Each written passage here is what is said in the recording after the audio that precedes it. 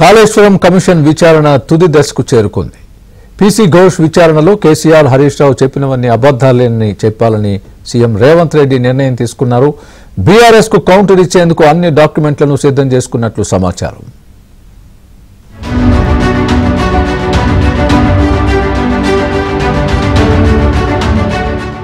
Kaleshwaram commission విచారణ climax కు చేరింది. గత 15 నెలలుగా సుదీర్ఘంగా సాగిన విచారణలో చివరి దశ అందరినీ తన వైపునకు తిప్పుకుంది.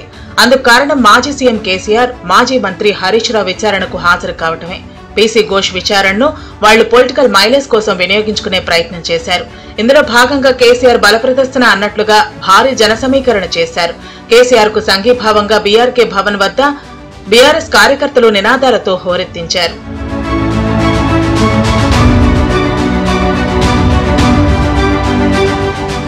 కేసీఆర్, హరీష్ రావుకు నోటీసులు ఇచ్చినప్పటి నుంచి బీఆర్ఎస్ సెంటిమెంట్ ను రగిలించే ప్రయత్నం చేసింది. కమిషన్ విచారణకు హాజరైన తర్వాత కాంగ్రెస్, బీజేపీ చేస్తున్న విమర్శలకు హరీష్ రావు కౌంటర్ ఇచ్చారు.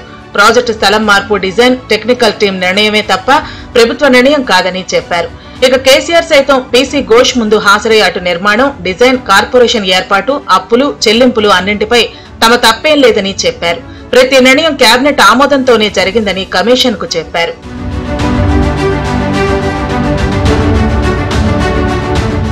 కాళేశ్వరం ప్రాజెక్టు అంచనాల పెంపుపై మొదటి నుంచి కాంగ్రెస్ విమర్శలు చేసింది. పెద్ద ఎత్తున అవినీతి ఆరోపణలు గుప్పించింది. కానీ పవర్ పాయింట్ ప్రెజెంటేషన్ ద్వారా ఇటు కమిషన్ విచారణకు హాజరై కాంగ్రెస్ చేసిన విమర్శలను హరీష్ రావు తిప్పికొట్టారు.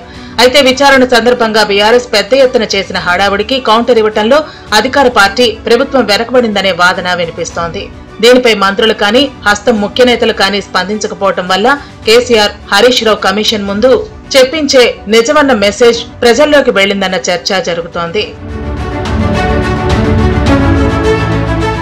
దీంతో సీఎం రేవంత్ రెడ్డి డైరెక్ట్ గా రంగంలోకి దిగాలని డిసైడ్ అయ్యారు. తుమ్మిడిహెట్టి వద్ద నీటి లభ్యత లేదన్నది అవాస్తవం అని కాంగ్రెస్ నేతలు చెబుతున్నారు. సెంట్రల్ వాటర్ కమిషన్ నీటి లభ్యత లేదని నివేదిక ఇచ్చిందనే విషయం అబద్దమని అంటున్నారు.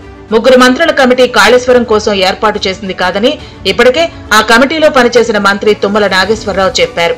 కాళేశ్వరానికి కేబినెట్ ఆమోదమే లేదని తేల్చి చెప్పారు. ఇక ప్రాజెక్టు వ్యయ అంచనాలను అడ్డగోలుగా పెంచి అవినీతికి తెరతీసి అడ్డగోలుగా దండుకున్నారని రేవంత్ రెడ్డి ప్రతిపక్షంలో ఉండగా ఆరోపించారు.